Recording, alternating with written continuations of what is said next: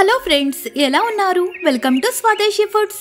ఈ రోజు మనం బొప్పాయి పండుతోటి జ్యూస్ ఎలా తయారు చేసుకోవాలో చూద్దాం.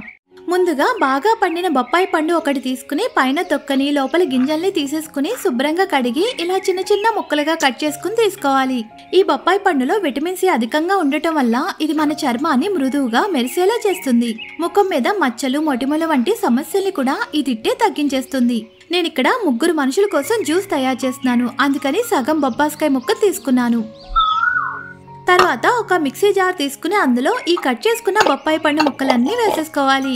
అందులోనే ఒక 4 టీ స్పూన్ల వరకు షుగర్ కూడా వేసుకోవాలి. మీరు తీసుకుని ఈ బొప్పాయి పండులోని తీయదనాన్ని బట్టి షుగర్ ఎక్కువ లేదా తక్కువ కూడా వేసుకోవచ్చు. అలాగే ఇప్పుడు ఇందులో చల్లటి పాలు పోసుకోవాలి. ఈ పాలు ముందుగానే కాచి చల్లార్చి ఫ్రిడ్జ్ లో పెట్టుకున్న చల్లటి పాలు 1 కప్పు అంటే 250 ml వరకు తీసుకున్నాను. ఇప్పుడు ఈ పాలని సగం మాత్రమే పోసుకుంటున్నాను. మిగిలిన సగం మరోసారి బ్లెండ్ చేసినప్పుడు పోసుకుందాం. ఇవన్నీ వేసుకున్న తర్వాత ఇప్పుడు వీటన్నింటినీ కూడా 1 నిమిషం పాటు హై స్పీడ్ మీదే బ్లెండ్ చేసుకోవాలి. చూడండి, ఈ విధంగా స్మూత్ గా బ్లెండ్ చేసుకున్న తర్వాత ఇప్పుడు ఇందులోనే మిగిలిన సగం పాలు కూడా పోసేసుకోవాలి. అలాగే ఒక 4 లేదా 5 వరకు ఐస్ క్యూబ్స్ కూడా వేసుకోండి. ఇప్పుడు వీటిని మరొక నిమిషం పాటు బ్లెండ్ చేసుకోవాలి. తర్వాత ఒక సర్వింగ్ గ్లాస్ తీసుకుని అందులో ఈ తయారు చేసుకున్న బొప్పాయి జ్యూస్ ని పోసుకోవాలి.